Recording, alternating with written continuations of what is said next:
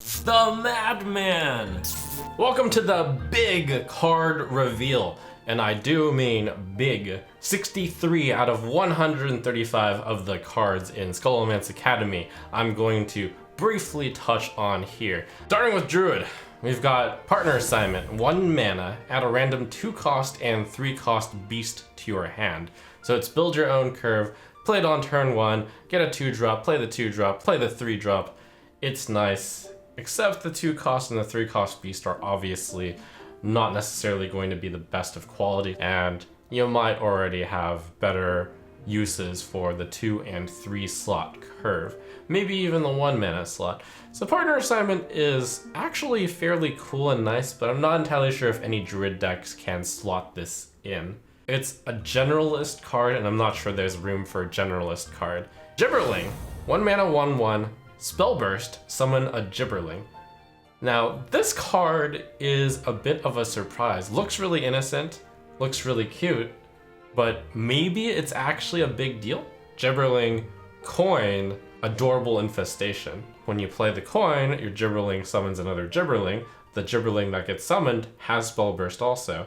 And then you play your cute infestation, which makes Gibberling summon another Gibberling. Your cute infestation, adorable, obviously summons a 1/1 itself, gives another +1/+1 for a total of, on turn 1, 5/5 in stats. That's right, and the final Gibberling still has Spellburst, and goodness if your opponent does not manage to kill that Gibberling. You could play Lightning Bloom, Power of the Wild, and get another 2 Gibberlings and give your entire board +1/+1. It's amazing, it's incredible, it's unlikely, but it's quite explosive, and I could see this card starting off some insane auto-win openings. Guardian Animals, 7 mana, summon 2 beasts that cost 5 or less from your deck, give them Rush. This is the big payoff for running a beast deck. By playing Guardian Animals, if you build your deck to be specifically rigged so that you have multiple 5-cost beasts, you're gonna summon 10 value of beasts and give them Rush. Because of the idea of bundling, the value is 12 mana value in a 7 mana card.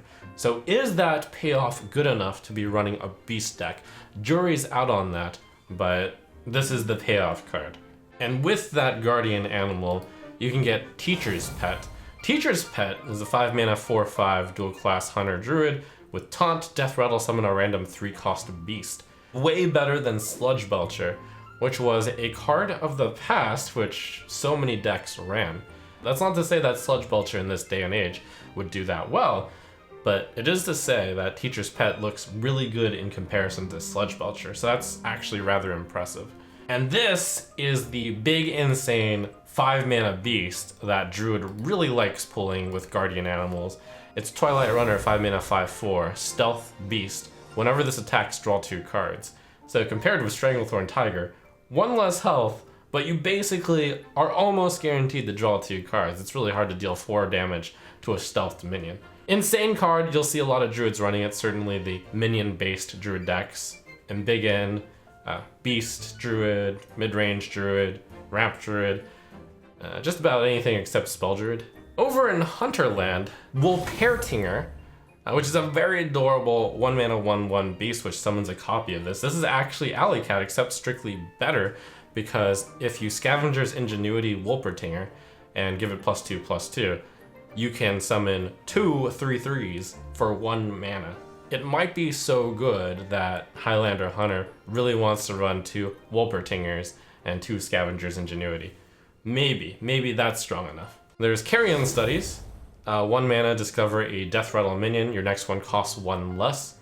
This is going to be a potential theme of Hunter, of having Death Rattles. For the most part, I've looked through all the study cards and they seem to all be kind of meh, really.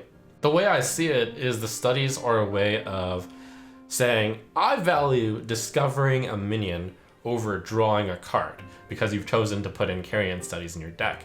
And in the sense of discovering a Death Rattle minion, there are a number of bad neutral Death Rattles, so I would be a little too wary of putting this one in the deck. Overwhelm. 1 mana, Hunter spell, deal 2 damage to a minion, Deal 1 more damage for each beast you control. This is for your Beast Hunter deck, and it's a 1 mana removal spell. Optimistically, it can be 1 mana deal 4 to a minion. It's actually fairly solid. If a Beast Hunter comes about, you might actually see Overwhelm be played.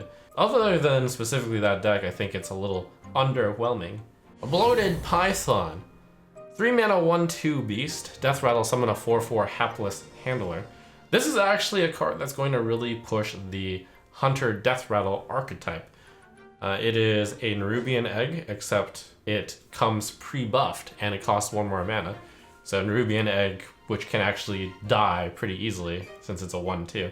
This card curves perfectly into Mok'Nathal Lion. Perhaps this is a good enough base to actually play Bloated Python into Mok'Nathal Lion. Those are both also beasts, so maybe we can have some sort of beast Death Rattle deck up here. Trollesque Bark Stripper, 4 mana 3/5 beast with Spell Burst, destroy a random enemy minion. Looks insane. Deadly Shot that comes with a 1 mana 3/5 beast. Now, the tricky thing about this card is it doesn't fit into current decks. Dragon decks obviously are going to run the Deadly Shot Dragon instead, which is more powerful than this one. And Highlander Hunter decks do not run that many spells. But, like I've been saying, maybe there's a different type of Hunter deck that's going to appear to take advantage of this Trollesque Bark Stripper. Looking at the shared Hunter and Demon Hunter cards, there's actually some interesting 1-drop cards, which Highlander Hunter will like. Demon Companion for 1 mana, summon a random Demon Companion. These are half versions of the Animal Companion. You can get 1 to give your minions +1 attack. You can get 2/1 charge, and you can get 2/2 taunt. Those cards, compared to Blazing Battle Mage, are worse on turn 1 for the most part, but better than Blazing Battle Mage later, such that I think Demon Companion will overtake Blazing Battle Mage if the two had to go up against each other. True Aim Crescent is a really interesting card that I'm not actually sure what to make of yet. It's a Light's Justice in terms of 1 mana 1/4 for Hunter and Demon Hunter. After your hero attacks a minion, your minions attack too. It gives all your minions basically rush when coming into play and hitting something. They can even hit something prior and then hit something again, kind of like Wind Fury. It's both an upside and a downside though, because sometimes you don't want your minions to attack certain minions. They attack in the order that you play them also, so you can plan around exactly how your minions attack. A great way to immediately activate your Death Rattles. Very interesting card. Probably gonna see a lot of experimentation in Highlander Hunter at the very least. And we have this hot trash. 5 mana 1/1. Blood Herald. Whenever a friendly minion dies while this is in your hand, gain +1/+1. While this is in your hand, even. Quest Hunter does summon a bunch of stuff, and if you Swarm of Locusts, I guess, while you have your Blood Herald in hand, you'll get +7/+7. You do need to literally get at least 7 friendly minions to die while this is in your hand in order to actually be good. Yeah, this card is boggling my mind in terms of how overcosted it is. Double Jump is a really interesting new card for Demon Hunter. It's draw an Outcast card from your deck, and because Outcast cards get the Outcast benefit the turn that they're drawn, or if they make their way all the way to the left side in their hand, they get a benefit, ensuring that if you double jump into immediately casting the card you draw, you'll get the Outcast benefit. So one could say that this will fetch Skull of Gul'dan, the most powerful Outcast card. So the question is, would you pay 7 mana for Skull of Gul'dan? And the answer is yes, because Skull of Gul'dan does discount your stuff by 9. And then the interesting question is, wait, well, do I run 2 Double Jump and 2 Skull of Gul'dan, and those are the only Outcast cards I run? Maybe I run 2 Double Jump, 2 Skull of Gul'dan, and 1 more interesting Outcast card. Maybe I only run 1 Double Jump to go with my 2 Skull of Gul'dans. We'll see, but Double Jump will really highlight the power of Skull of Gul'dan, and the deck will become so much more consistent if Demon Hunter still runs Skull of Gul'dan. Valfiend Trainer, 4 mana 5/4 Outcast, summon 2 1/1 demons. So 4 mana 7/6, pretty sweet, right? Well, I compare that with the currently existing card of Illidari Fellblade, and I think Illidari Fellblade is better both when not outcast as well as when outcasted. So surprisingly, I think 4 mana 7/6 not good enough. Fell Guardians, kind of matches alongside Blood Herald in trying to encourage a token Demon Hunter deck to appear, but I don't think those two cards are enough payoff. Notably, even though this card doesn't specify it, it's because of card text length limitations. This card does have to be in your hand in order to get discounts, and for that reason, it's real trash. You need to discount this thing by 4 in order for it to be good. It just seems like the token Demon Hunter continues to get outclassed by your usual tempo Demon Hunter. And Demon Hunters get one big demon. Ancient Voidhound, 9 mana, 10/10 demon. At the end of your turn, steal 1 attack and health from all enemy minions. This is one of the most aggressively statted big minions of all time. But, still is it good? Maybe not. Big stats on minions with no immediate effect have never quite been good. And while this does have immediate effects, it's not really that big of an effect. 1 damage AoE, so to say. It does lend its way into some sort of interesting new Demon Hunter archetype, where Demon Hunter, I think, can become a aggro crusher. You have a bunch of answers, and then you slam down your Ancient Voidhound, or you put your Pit Commander out, which summons Ancient Voidhound, and then you finish them with that. If your card can be big enough to like finish your opponent, they don't have hard removal, I can see this being quite good. Interesting idea. Demon Hunter shares cards with Warlocks. We've touched on all of the dual class cards from them already, so jumping right into the Warlock cards. Demonic Studies, 1 mana, discover a demon. Your next one costs 1 less. That seems like trash to me. Why would I ever want to, instead of drawing a card, just discover a demon? There are quite a few bad ones. There doesn't seem to be that many good ones. Going into the Warlock/Priest dual class card though, Raised Dead seems very intriguing. For 0 mana, you're dealing 3 damage to your hero, return 2 friendly minions that died this game to your hand. It's a 0 mana spell that gets you card advantage, so that seems extremely good. Pretty much the only thing you don't want to play this with is tokens, but Warlock and Priest don't really have that many tokens going for them. Also cool that Raised Dead is a way for both Warlock and Priest to activate Brittlebone Destroyer as well as Flush Giant. I think that's one of the strongest 0 mana cards I've ever seen, and the only way it doesn't see play in both Warlock and War Priest is if health is at that high of a premium that you can't afford it. Draconic Studies, discover a dragon for 1 mana, your next one costs 1 less. Do I want to switch out my card draw in order to discover a dragon? Nah. Powered Feast is a really strong tempo early card. 2 mana, give a minion +2/+2, restore it to full health at the end of this turn. If you intend to trade with your minion, which you probably do with Powered Feast, then this is very similar to +2/+4, maybe +2/+5, and that is a card comparable to Powered Infusion. Amazing. Mind Render Elusia is one of the most interesting cards of this set, maybe the most interesting card of this set. 2 mana, 1/3 Battlecry, swap hands and decks with your opponent until your next turn. This breaks combo decks because you can actually play out their combo cards in non-optimal times and then just break them. Also really good in a tempo Priest deck, because if you have no hand, then you play this while you have no hand, you get to play your opponent's hand, and then they don't get to play your hand, and they're sad. You can really slow down your opponent's aggro deck because you play this on 2, and a Priest control card hand generally doesn't have very many playables. Initiation, 6 mana, deal 4 damage to a minion. If that kills it, summon a new copy. It actually reminds me a lot of Glavebound Adept, in that you deal 4 damage as it enters play, and then you'll get a big card, maybe 6/4 worth of quality. Glavebound Adept kind of costs 6 with your using your hero power and then playing Glavebound Adept from Demon Hunter. In the Paladin and Priest dual class cards, we have Wave of Apathy. 1 mana, set the attack of all enemy minions to 1 until your next turn. Really cool in combination with Cabal Acolyte. If you two are fighting on the board, you play Wave of Apathy, trade a bunch of your stuff. Could be interesting in a Control Priest deck where you take a lot less damage. While I don't really see Wave of Apathy hitting so much with Paladin, maybe heavy Control Paladin, they've got a really strong buff here. Blessing of Authority. 5 mana, +8/+8, it can't attack heroes this turn. That is a lot of stats on a 5 mana card. Paladin cards can grow to be huge, and sure, they'll give you a turn to try to deal with it since it can't attack heroes, but it's gonna get there. Insane card to pull with High Abyss Allura, by the way.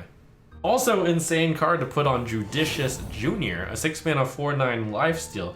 Now that is one very big card for 6 mana. I was thinking about comparing this with Kartut Defender. Kartut Defender does have taunt and immediately puts up walls, but Judicious Junior, aggro decks have to deal with this, otherwise they lose. Unless they're about to kill you. That's the one downside. Judicious Junior combos really well with buff cards because then you lifesteal even more. In Paladin Warrior world, we have Shield of Honor. Give a damaged minion +3 attack and Divine Shield. This card may be more relevant for Warrior because there's an obvious Warrior deck that damages all of their minions, whereas Paladins don't really have a way to do that. Way better than Rampage, and Rampage is a great card, so very scary actually. Commencement, that is a lot of mana to pay to summon a minion from your deck.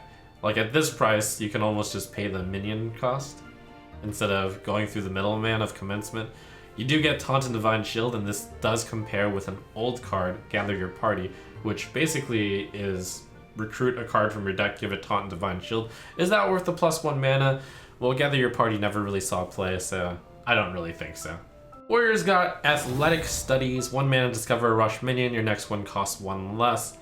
Similar to the other studies cards, I don't really like giving up my natural card draw to instead discover a rush minion, which could be any level of goodness of rush minions. There's quite a few good ones, but there's also some that are not so great. Information, 2 mana, add 2 random taunt minions to your hand. This gets more taunt warrior support. Great card in combination with Into the Fray, but do I think the Into the Fray taunt deck is going to make it? No. Reaper's Scythe. This is an insane weapon. 4 mana, 4/2. Spellburst also damages adjacent minions this turn. Great in Control Warrior, would love it in my Control Warrior. It costs just 4 mana, and then you get a 4/1 weapon plus a one-time, basically Flame Strike as you attack something and deal 4 damage to 3 enemies. It being a weapon means you can actually play this on 4 and not worry about your opponent killing it most of the time. Yeah, really, really good. Great card in combination with this Rogue Warrior dual class card, Cutting Class. Draw 2 cards, cost 1 less per attack of your weapon. With some of the bigger weapons, such as that Reaper Scythe, this is 1 mana, draw 2 cards. Perhaps that's good enough. Cutting Class is perhaps even better in Rogue because you'll always have at least your base weapon, a dagger, and that makes it a 4 mana draw 2, not exciting. But what is exciting is you play Hooked Scimitar, and then for 1 mana you draw 2 cards. Throw in some deadly poisons, and Cutting Class could prove to be a very inexpensive way to draw cards. Coerce is a 3 mana dual class card for Warrior and Rogue. Destroy a damaged minion for 3 mana. Wow. I mean, you could do that with Execute for 2, but the kicker is if you combo, you destroy any minion. This might replace Execute because, sure, it's worse Execute when you're targeting a damaged minion, but you can destroy any minion for 3 mana. Now that's some removal. That's some efficient removal. Now, Execute is not really being run very heavily now, but the ability to just destroy any minion for 3 mana, like, that's real tempting. Perhaps one could say that that card is better in Rogue, because they have fewer ways to outright destroy minions. Rogue gets Plagiarize, new secret, 2 mana. At the end of your opponent's turn, add copies of the cards they played to your hand. So for 2 mana, you'll probably get 2 cards sometimes. Maybe you'll get a big card. It's going to be a card that people may play around, and it'll play a little bit like Rat Trap, and that it'll deny your opponent from playing a lot of cards on a single turn. Interesting, not entirely sure this will be good since it's a value rogue card, and I don't know about value rogue. Self-Sharpening Sword. 3 mana, 1/4, after your hero attacks, gain +1 attack. I think I prefer the Hooked Scimitar over this. Get the 4 attack immediately and swing twice. Over get 1, 2, 3, and then 4 attack. This is really good with Deadly Poison though, because it does have 4 durability on it. And it's also really good with the other weapon buffer, Volpera Toxin Blade, 3 mana, 3/3. Your weapon has +2 attack. If you have your self-sharpening sword out already, and then you play Volpera Toxin Blade, you're actually getting pretty big attacks, and you still have a bunch of durability. Very good value package, but is it fast enough to work? And I'm not really convinced about Value Rogue this particular set. I'm much more enthusiastic about Aggro Rogue. Shifty Sophomore, a 4 mana 4/4 stealth with Spellburst, add a combo card to your hand. This is a Value Rogue card as well, where the 4 mana 4/4 stealth is alright, and then for basically free, you're getting a combo card. So it's like a 4 mana 4/4 stealth with Battlecry, get a bad card into your hand, and that's not bad. Hard to find a fit into this in a deck. Whereas the more aggressive Infiltrator Lillian will probably be the card of choice to slot into these aggressive Stealth Rogue decks, and other aggressive cards instead. Mage is getting some sweet cards. First of all, we got Cram Session. 2 mana, draw 1 card, improved by spell damage. So if you have a single spell damage out on the board, 2 mana, draw 2, that's pretty sweet. However, it might be a little bit hard to get a spell damage on the board.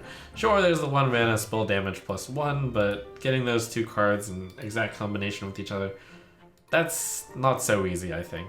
Firebrand, 3 mana 3/4 spellburst, deal 4 damage, randomly split among all enemy minions. This card I think is actually better than Flamewaker, and that's actually really scary. Only enemy minions and not enemies, which is a big deal for Firebrand, because Flamewaker would sometimes ruin you by going face when you really wanted it to clear the board. Firebrand immediately, as soon as you cast 1 spell, deals the 4 damage among enemy minions. And you knew how strong Flamewaker was if you played with it. That was a 2/4, this is a 3/4. It's almost, I would say, the equivalent of casting 3 spells alongside the same turn as you play Flamewaker. Firebrand does that for just 1 spell. So this card comes out faster, is more deadly, is incredible, and is a huge boon to Tempo Mage as well as Spell Mage, really. Any mage with spells. Just a really efficient clear and stats and all around amazing. Wormweaver, that's a lot of value in Tempo Mage as well. 5 mana 3/6 spellburst, summon 2 1/3 mana worms. I think this might be the high end of a Tempo Mage deck, and I do think Tempo Mage has a decent chance of coming back this expansion. For 5 mana, probably 6 if you play it with a cheap spell, and Mage does have a lot of cheap spells. 6 mana for 5/12 worth of stats, and the mana worms grow. Very scary. In Mage Shaman dual class land, we have Primordial Studies. 1 mana, discover a spell damage minion. Your next one costs 1 less. Similar to all the other study cards, I don't really think much of this card. There are a lot of spell damage minions, mostly from the core set, that are not very exciting, not very good, which makes, I think, Primordial Studies not worth it, even though there's clearly some sort of spell damage theme in this set. Trick Totem. 2 mana 0/3, at the end of your turn, cast a random spell that costs 3 or less. This is RNG incarnate. If you thought Evil Totem was swingy when you coined it out because your opponent might not deal with it and then you get a flood of lackeys, this card is super swingy. Maybe you coin it out when your opponent doesn't have anything. Maybe you even play it because the opponent only has a 2-attack minion. And you're just gonna pull the slot machine. This card can win the game. This card can, just kill itself. All in all, randomly costing spells does benefit you. Question is by how much, and it's going to be severe variance, but the Darkest Timeline is a world where this card is so oppressive that games are decided when you coin this out. Sticks around a few turns, casts a few spells, on average they benefit you, get some intense value and tempo off of the card. Any random spell, and there's a bunch of random spells out there in Standard, I believe over 200 right now. Probably too much to do an analysis on, but all I can say is usually spells are good when you cast them. In Shaman, I think Trick Totem will be even better. That'll boost the Totem Shaman deck, if that's still a deck, because you can actually cast Totemic Reflection on it. It'll cause pure insanity. Also, in Shaman land, we have Rune Dagger, a consistent way to get spell damage. 2 mana 1/3, after your hero attacks, gain spell damage +1 this turn. The ability to just have spell damage when you want it, that's pretty sweet. Big consideration in a spell-based Shaman deck. Combos of Molten Blast. Molten Blast at its base is very unimpressive. 3 mana, deal 2 damage, summon that many 1/1 elementals. But if you get a spell damage with this, it's 3 mana, deal 3 damage, summon 3 1/1 elementals, which gets so much better. And there's a Tidal Wave. 8 mana, deal 3 damage to all minions with Lifesteal. Notably, this card is a lot better with spell damage as well. Board clear / huge heal. If there's 3 enemy minions on the board, deals 9 and heals 9 for 8. That's pretty sweet. But with the spell damage, deals 12, heals 12. Neutral cards. You got Deskin, 0 mana 1/1 demon. I think the demon upside is not very relevant right now. Intrepid Initiate, 1 mana 1/2, spell burst, gain +2 attack. If you have the coin, which you have 50-50 of the time, this does average out to 2/2 if you intend to use it. Obviously, you don't want to always burn your coin on this, but if you have any amount of cheap spells with your deck, Intrepid Initiate could be really good. I see this in Tempo Rogue, perhaps? Because there are so many stronger 1 mana 1/3s, the 1 mana 3/2 is king in the land of 1 mana 1/3s, by the way. So don't sleep on this one, I think. It is worth mentioning this card does get bullied by Blazing Battle Mage. So there's a little bit of rock, paper, scissors between Blazing Battle Mage, kills Intrepid Initiates, kills 1 mana 1/3s. Tour Guide, 1 mana 1/1, Battlecry, your next hero power costs 0. Actually a really good card, but maybe not quite good enough to make the cut. Strongest with Shaman, Paladin, Warlock. At the same time though, none of those are distinctly overpowered enough to like maybe need to be played. So Tour Guide's like one of those cards that's good, and I can say it's good, but I'm not entirely sure it'll actually make any decks. Mana Feeder Panthara, 2 mana 2/3, Battlecry. If you've used your hero power this turn, draw a card. Really good with classes that intend to use their hero power a bunch, but I'm not entirely sure that hero powers will be playing a very big role in this particular expansion. Hero powers are actually seeming a little too slow. As the card quality gets better, you want to hit the button less. Now, obviously really good in Demon Hunter because your Demon Hunter hero power only costs 1, but at the same time, if you're pressing the hero power in Demon Hunter with this is a 3 mana 2/3 withdraw a card and deal 1 damage. And is that good enough? Ooh, hard to fit. Sneaky Delinquent, 2 mana 3/1, stealth, death rattle, add a 3/1 ghost with stealth to your hand. I think this card's actually insane. Very aggressive stats. The 2 mana 3/1 stealth can easily trade with most 2-drops. Most players can't deal with a 1 health stealth minion. If they do, it usually takes a card. So you'll get another 3/1 into your hand. So it's card advantage if you kill anything with it. But what's really insane is there's an archetype this slots right into, which is Stealth Rogue. And this might be the card that really makes the early Stealth Rogue game plan much more secure, having an early game stealth minion that's actually so good.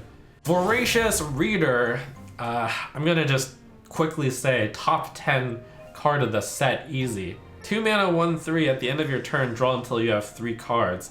Huge game changer. Jeeves used to cost 4 mana and was a symmetric at the end of your turn. Both players, well, draw until you have 3 cards, but also worked for your opponent.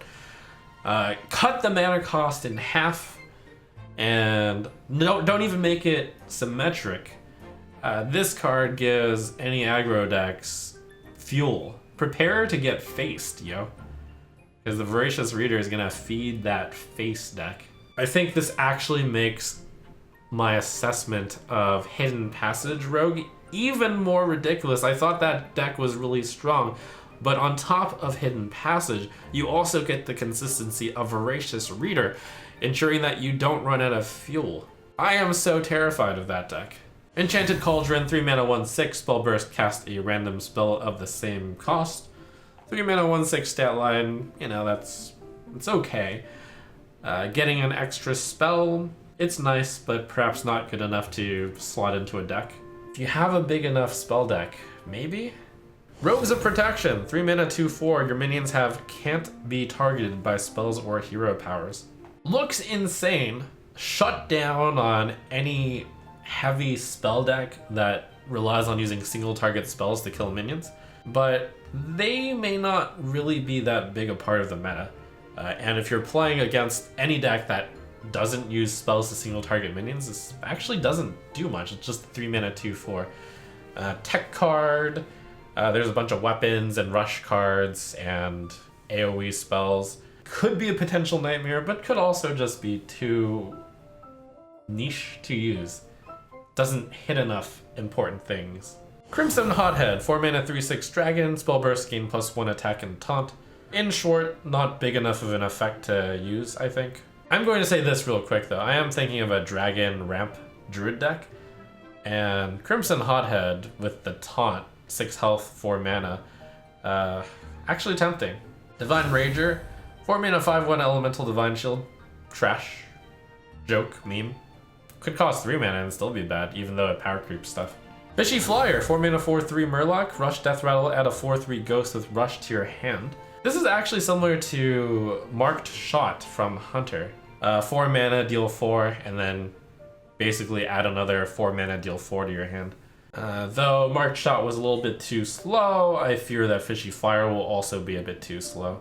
Lake Thresher, 5 mana 4/6 Beast, also damages the minions next to whomever this attacks. Notably, this does work with the 7 mana 5 Beast payoff card for Druid and Hunter. However, I think that running this by itself is not very good, and I don't think it's good enough to run it with Guardian Animals, even when this thing has Rush. Ogremancer, 5 mana 3/7. Whenever your opponent casts a spell, summon a 2/2 skeleton with taunt. It's an anti-small spell card, and I feel like there's not enough room in any deck to specifically target small spell decks. Steward of Scrolls, 5 mana 4/4 elemental with spell damage +1. Battlecry, discover a spell. It's Azure Drake. He's back. Instead of drawing a card, you're discovering a spell. I feel like the tag actually matters a surprising amount here. Dragon is substantially better than Elemental right now. There's very few Elemental synergies that matter at the moment. And honestly, Azure Drake, possibly too slow in the meta that I see coming up. Smug Senior, 6 mana 5/7 taunt, Death Rattle, add a 5/7 ghost with taunt to your hand. Is it too slow? Quite possibly. It is a lot of value though if the meta does let you get away with casting 12 mana worth of card, giving you 10-14 worth of stats.